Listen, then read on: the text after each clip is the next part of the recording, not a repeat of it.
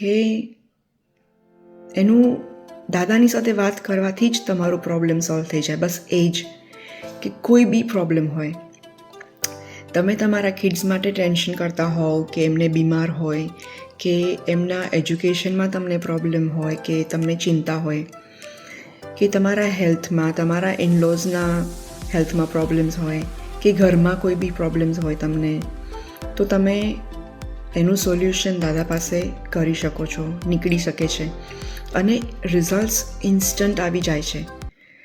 એ અમારો પોતાનો અનુભવ છે. સો આજે હું કહું છું કે તમને કોઈ બી પ્રોબ્લેમ્સ હોય અને તમે પરમનન્ટલી એનો રસ્તો શોધવા માગતા હોવ તો તમે પ્લીઝ નિકીભાઈને અપ્રોચ કરો વાસ્તુદય પર. તમે અપોઇન્ટમેન્ટ બનાવી શકો છો દાદા સાથે વાત કરવાની અને તમને હું 150% મારા તરફથી કહું છું કે તમને રિઝલ્ટ્સ મળશે જ.